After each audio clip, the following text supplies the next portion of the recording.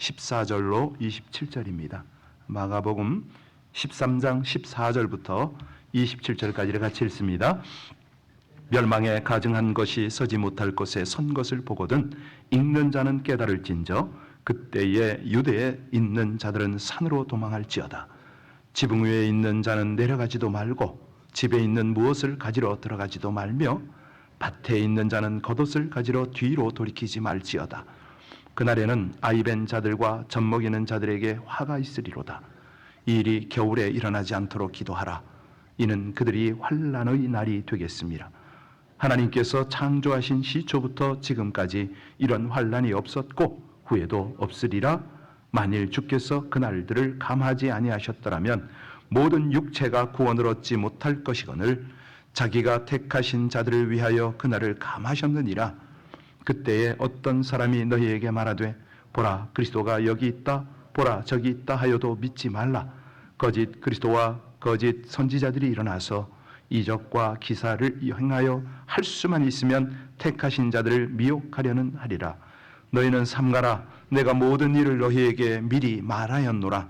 그때 그 환난 후 해가 어두워지며 달이 빛을 내지 아니하며 별들이 하늘에서 떨어지며 하늘에 있는 권능들이 흔들리리라.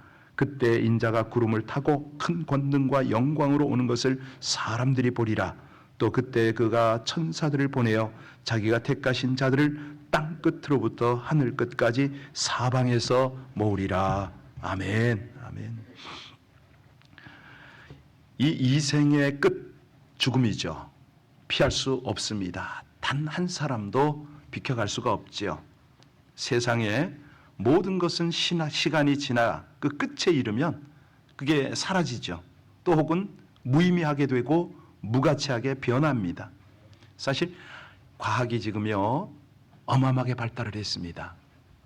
남자들은 첨단 이 어떤 전자제품 이제 그 젊은이들이죠.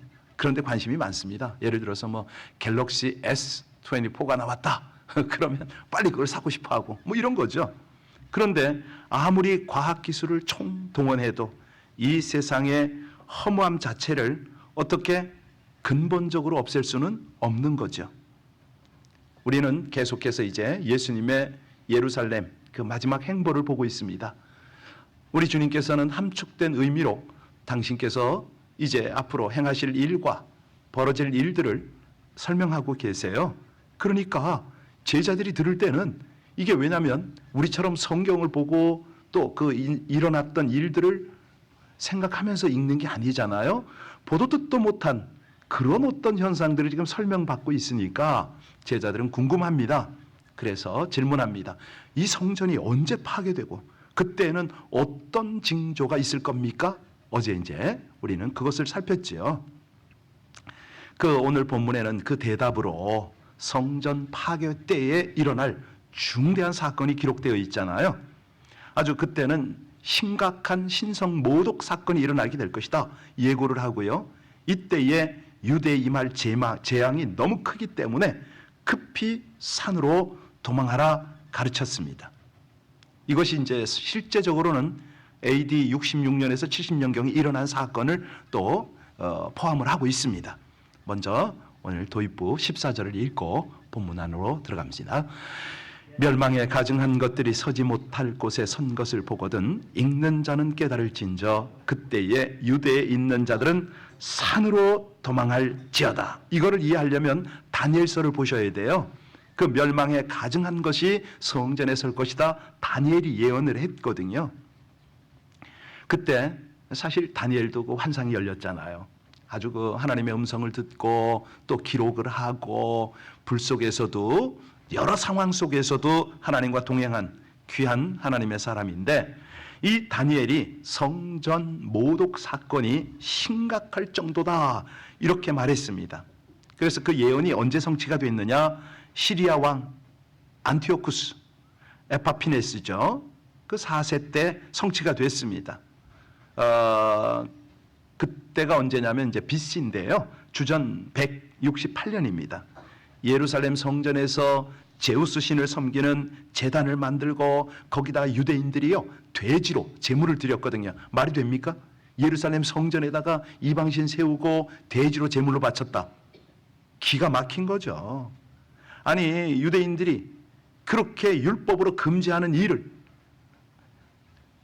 그 앞잡이들과 함께 해낸 거예요. 그리고 이 일로 인해서 율법을 지키려는 수많은 유대인들이 참형을 당했습니다. 그러니까 유대 족속 그 마카비라고 아시나요? 마카비의 선물이라는 책이 한번 굉장히 공전의 히트를 친 적이 있는데, 자 마카비에 의해서 다시 성전을 회복할 수가 있게 되었습니다. 그래서 우리 주님이 그 예를 들어서 오늘 이때도 이게 벌어질 거다, 이걸 지금 설명을 하는 거예요. 그러니까 제자들이 그나마도 조금 이해를 합니다. 아 맞아 그런 일이 있었지, 우리가 책으로 혹은 구전으로 들어서 이거를 알고 있는데 우리 주님께서 그걸 설명하시는구나.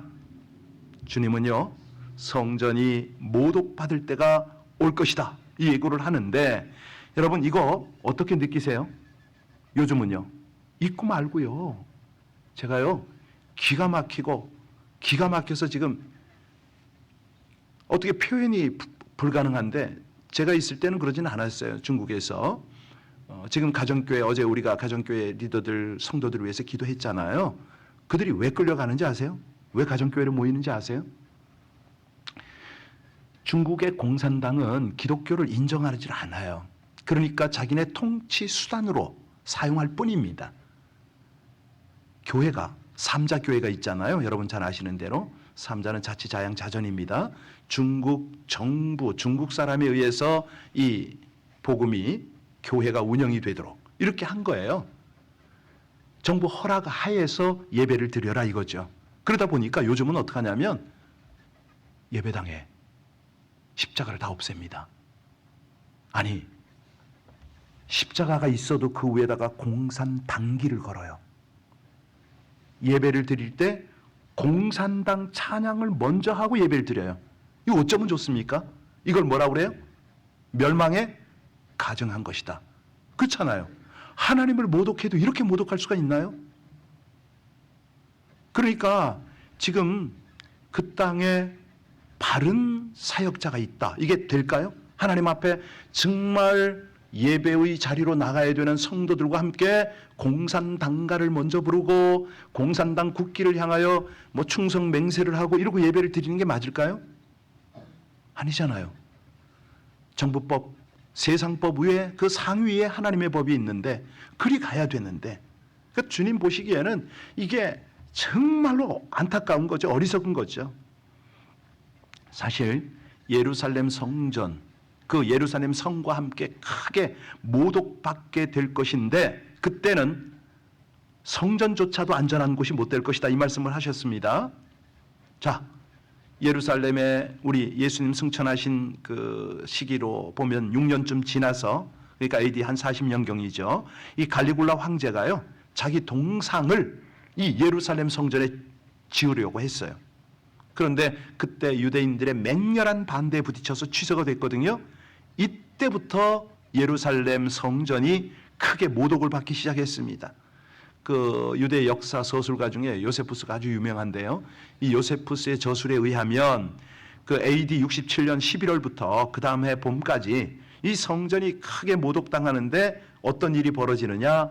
열심 당원들이 성전 안에 들어와서 폭력을 행사합니다. 그러니까 기물을 부수고 난리를 치는 거죠. 아니 그들이 와서 이제 막 항의하고 이 분란을 일으키는 괜찮은데, 그때 누가 따라 들어오냐면요, 이 전과자들, 폭력자들이 뒤를 따라 들어와 가지고 마음대로 지성소에 침입을 해가지고 성전 안에서 살인을 자행하고 뭐 기물을 파괴하고 훔쳐가고 막, 이게 AD 67년 68년에 아주 그 겨울에 최고조에 달했다고 그럽니다. 결국은 성전의 대제사장들이, 이 성직들이 매매가 되고요. 로마의 꼭두가시 노릇을 하고, 당시에 은퇴했던 대제사장 아나노스죠. 이 광경을 보고 하나님의 집이 모독받는 것을, 내가 그걸 보기 전에 죽어야 되는데, 눈물로 통곡한 이런 기록들이 있습니다. 그러니까 우리 주님께서 예고하신 이런 일들이 도처에 있습니다. 이게 한 번에 끝나는 게 아니고요, 마치 홀로그램처럼 이 시기에 또 이 시기에 하나님께서 오래 인내하시기 때문에 이렇게 우리에게 기회를 주시면 시기마다 아주 극악하죠. 여기 보면은 자기 그때 당시에요. 자기 아이를 잡아먹은 거 아시죠? 네, 아이를 잡아먹고 그 고기를 아이의 고기를 자기 자식을 남에게 뺏기지 않으려고 숨겨놓고 먹다가 걸리기도 하고 뭐 이게 어제 오늘 일 아니잖아요. 북한에 저희가 한참 이제 사역을 할 때인데요. 95년 6년이 그때가 고난의 행군 때입니다. 똑같은 일이 벌어졌어요. 근데 이 얘기를 들어보면 이런 얘기 해도 되나 모르겠네. 뭐 지나간 얘기니까. 제가 처음에 들어갔을 때요. 중국에서 이런 일이 있었어요. 실제로. 이게 징그러워서 이 얘기는 안 하랍니다. 여하튼 간에 그들이요. 아이를 이렇게 살해할 때 어떻게 살해하느냐면요. 눈이 돌아서 눈이 뒤집혀가지고 애가 짐승으로 보인답니다. 개로 보인대요. 그게 가능하다는 거예요.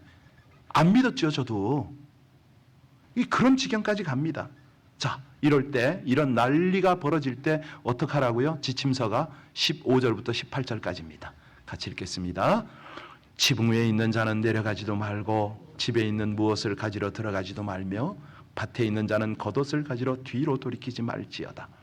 그날에는 아이 벤 자들과 젖 먹이는 자들에게 화가 있으리로다. 이 일이 겨울에 일어나지 않도록 하라. 않도록 기도하라고. 재난이 너무 급하니까 지체할 수가 없다는 겁니다. 지붕에 있는 사람 계단 통해서 즉시 도피하고 집안에 있는 사람은 귀중품 뭐 이런 것 챙기기 위해서 들어가지 말라는 거죠. 옷 벗어놓고 농사 짓던 사람 옷 집어들지 말고 즉시 도망가랍니다. 여러분, 아니 임신한 여인 애 젖 먹이는 그 부인들이 고통당한다. 이게 무슨 말입니까? 아이들로 인해서 피할 시간이 없다는 거잖아요. 피하려다가 발각되면요. 적의 칼날에 죽임을 당한다는 거 아닙니까? 실제로 예루살렘 정복 때요. 애 벤 여인의 배를 갈랐습니다. 이게 어떻게 정말 참 사람이 이렇게 악할 수가 있어요? 여기 재난이 겨울에 일어나지 않도록 기도하라고 했잖아요. 왜냐하면 이 팔레스타인은 겨울이 우기입니다. 그래서 그때 비가 오거든요. 그때는 비가 오면 요단강물이 불어나죠. 자, 그러면 요단강물이 불어나면요. 물살이 거세니까 건너지를 못합니다. 쓸려 내려가는 거잖아요. 이게요.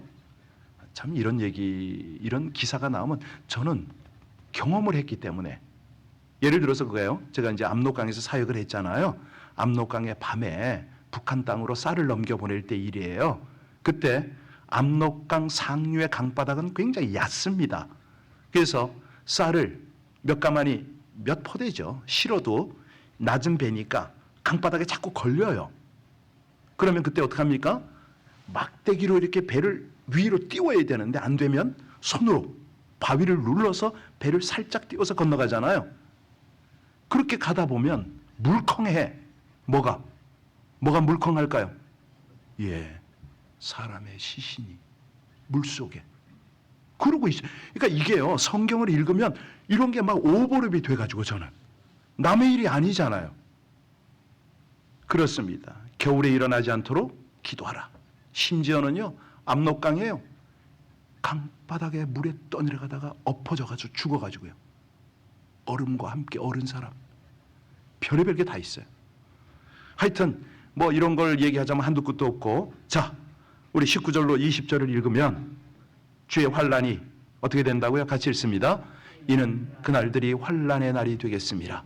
하나님께서 창조하신 시초부터 지금까지 이런 환란이 없었고 후에도 없으리라. 만일 주께서 그날들을 감하지 아니하셨더라면 모든 육체가 구원을 얻지 못할 것이거늘 자기가 택한 신자들을 위하여 그날을 그렇습니다. 지금 주님은요 자기 백성들을 위해서 심판의 날을 감해 주셨다.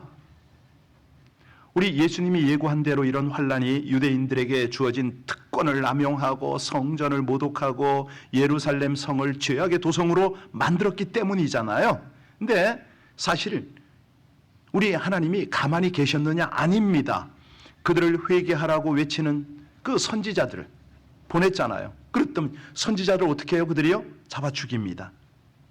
마지막에는요, 요한, 우리 예수님의 앞길을 예비한 그 세례 요한, 침례 요한을 죽였잖아요. 그리고요, 또요, 예수님마저 잡아 죽였잖아. 그러니까 하나님께서 이걸 어떻게 다루어야 됩니까? 여러분이 하나님이라면 자기 종들을 보내서 그렇게까지 열심으로 이 백성을 구원하려고 하는데 끝까지 고집을 부리면 여러분들 어떻게 하실래요? 마땅한 거잖아요. 마땅한 거예요, 이게. 자, 그런데 하나님은 그것도 쓸어버리는 그것도 마음 아파서 긍휼을 베푸십니다. 이 날을 감해 주신다. 같이 우리 하나님의 은혜를 또 보겠습니다. 21절로 23절까지 21절부터 같이 읽습니다. 그때 어떤 사람이 너희에게 말하되 보라 그리스도가 여기 있다 보라 저기 있다 하여도 믿지 말라. 거짓 그리스도들과 거짓 선지자들이 일어나서 이적과 기사를 행하여 할 수만 있으면 택하신 자들을 미혹하려 하리라. 너희는 삼가라. 내가 모든 일을 너희에게 미리. 자, 이제 거짓 그리스도까지 일어나네요. 예, 예루살렘이 멸망하지 않을 것이다, 이런 말을 합니다. 지금 여태까지는 환경적이고 인간적인 공격이었다면 이제는 영적인 공격이잖아요. 영적으로 미혹을 합니다. 여러 가지 말로 유혹을 해요. 근데 그게 말로만 하는 게 아니라 이적과 기사를 행하는 거 아세요? 여러분, 이거요, 기가 막힙니다. 요즘에 여러분들이 다 아실라나 모르겠는데요, 이방 종교 있지요. 이 거짓 그리스도 이단들 말고 소위 말하는 뭐 3대 종교 혹은 사이비 종교, 거기서도요 어마어마한 능력 행하는 거 아세요? 아니 진짜예요. 우리 목사들, 사역자들 정신 차려야 되는데요, 그들이 능력을 행해요. 병 고치는 거 기본입니다. 그들 안에요 막 그냥 이 사람들이 쓰러지고 뭐 이상한 방언하고 다 있어요. 다. 기도 안 차요. 마지막 때가 되면 이렇습니다, 세상이. 그래서 여기 실제로 70년대에 AD 70년에 이 거짓 선지자들이 나와서 예루살렘 성의 멸망을 부인했거든요. 그랬더니 많은 유대인들이 이 말을 믿은 거예요. 예루살렘에 남았습니다. 싸웠어요. 막대한 희생의 대가를 지불했죠. 이때에 재난을 피한 사람들은 우리 주님의 말씀을 기억했죠. 누구냐? 예루살렘을 떠난 기독교인 뿐이었습니다. 그러니까요, 우리가 이걸 어떻게 봐야 되냐면, 막 재난이 몰려와서 환경적으로 또 사람 정부적으로 뭐 이런 사회적으로 막 재난이 일어나잖아요. 그때에 크리스천들이 신앙을 지키기 위해서 고생을 합니다. 숨어도 빠져들어가고 도망도 가고 그러잖아요. 그때 무슨 일이 벌어진다? 예, 기가 막힌 하나님의 반전이 일어납니다. 저희가 그걸 경험했잖아요. 대형 사건, 이것도 또 제 자랑이 돼서 안 할랍니다. 대형 사건이 터졌어요. 공안들이요, 우리 사는 집을 막 그냥 포위를 하고 집주인한테 얘네들 빨리 안 쫓아내면 너희들 집 몰수해. 이 집은 관공서, 아니 우리 너희들 회사 거지. 왜 거기에 세줘? 외국인들을 오늘 밤에 쫓아내. 그래가지고요, 저희가 수도 없이 이렇게 쫓겨다녔어요. 정말 어이가 없어요. 그런데 알고 보면요, 나중에 보면 그 내침 때문에 여기저기 또 다른 곳에 스며들어가잖아요. 그러면 거기가 뭐가 돼요? 복음이 전해지는 기초가 돼요. 핍박이 일어나잖아요. 고달파요. 힘들어요. 그런데 깨어있는 하나님의 사람은 더 깊이 기도하게 되고요, 그들이 흩어져 가지고 복음을, 그렇죠, 이게 하나님의 법이에요. 기가 막혀요. 그러니까 그때는 이해가 안 가. 하나님, 이럴 수 있습니까? 어디로 가라고요? 돈이 있습니까? 집이 있습니까? 애 끌고 어디로 가? 근데 가서 보면은, 하하, 우리 하나님 이렇게 이제 지나봐야 알아요. 지나봐야. 오늘 본문이 그런 겁니다.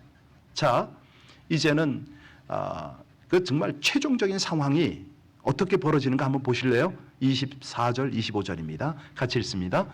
그때에 그 환난 후 해가 어두워지며 달이 빛을 내지 아니하며 별들이 하늘에서 떨어지며 하늘에 있는 권능들이. 자, 이거는 어떤 상황일까요? 이 상황은요, 가만히 유추해 보시면 뭐가 어떤 상황이냐면 어마어마한 화산 폭발. 지난번에 한번 말씀드렸나요? 사실 우리 조국이 어렵습니다. 힘듭니다. 왜? 백두산이요. 폭발할 확률이 100%입니다. 근데 언제 폭발할지는 모르지만 그 폭발이 일어나면 북한 땅은 완전 초토화가 됩니다. 한국까지요. 화산재가 날리거든요. 그러면 하늘이 어떻게 돼요? 깜깜합니다. 그 얘기예요, 지금. 아니, 화산 폭발이 아니더라도 우리가 아는 최첨단 무기 있잖아요. 핵 말고도 그래요. 지금은요, 어마어마한 폭발력을 가지고 이런 폭탄들이 많기 때문에 한번 터지기 시작하잖아요. 이렇게 된다는 겁니다. 그때는 태양을 가리기에 충분하지요. 아니, 수많은 땅에 이 어마어마한 이 파편들이 날릴 거 아닙니까? 뭐 우주 궤도에도 영향 가죠. 그러면 운석들이 떨어지겠죠. 우주 전체가 막 흔들리고 그러겠죠. 그걸 다룬 영화가 있잖아요. 왜? 딥 임팩트라든가 아마겟돈이라든가 이런 영화를 보면요. 예. 아주 그러니까 이게 현대 과학자들이 이런 걸 부인하지 않으니까 영화로도 막 만들어지고 그런 거 아니겠어요? 그런데 보면 오금이 저려요. 와, 가슴이 너무너무 떨려요. 여기 보면 하늘의 권능이 흔들린다. 예, 하늘에서 떨어지는 하늘의 권능이 흔들린다. 이게 뭐죠? 우주 전체가 이상적인 현상이 일어날 겁니다. 사실요. 여러분들이 그 큰 지진 현장에 한번 가보셨나 모르겠어요. 저는 그 사천성 수만 명 죽을 때 그 현장에 제가 갔어요. 그 다음 날 갔어요. 뭐 제가 가서 무슨 크게 할 일이 있었겠습니까마는 이상하게 저는 그 전쟁이 일어나면 현장에 가길 좀 이렇게 원하는가 봐요. 제가 갔더니 걷질 못해요. 왠지 아세요? 여진이 있는데요. 이게 이 땅이 바다처럼 이렇게 흐르는 느낌이에요. 쭉쭉 아니 몇 분을 못 가. 어지러워가지고. 그게 그 큰 지진 난 현장입니다. 여진이 그렇게 크더라고요. 영향이. 그러니까 여기 성경에 기록된 걸 이렇게 보면 권능들이 흔들린다. 조금은 뭔가 한번 이해가 될 것도 같아요. 자, 그런데 이 권능은요. 사실은 아까도 말씀드렸지만 핍박이 있으면 복음이 전해진다고 그랬잖아요. 권능이 흔들리면 그때 무슨 일이 벌어진다고요? 26절, 27절입니다. 같이 읽겠습니다. 그때에 인자가 구름을 타고 큰 권능과 영광으로 오는 것을 사람들이 보리라. 또 그때 그가 천사들을 보내어 자기가 택하신 자들을 땅 끝으로부터 하늘 끝까지 와, 할렐루야입니다. 할렐루야. 저는 정말 이거 보고 싶어요.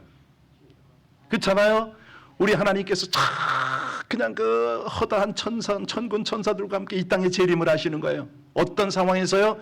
큰 권능으로 막 흔들리고 난리가 나고 막 이럴 때, 그리고 짜잔 주님께서 오시는 거죠. 그러면 우리는 어떻게 할까요? 아멘 주 예수여 기다렸습니다.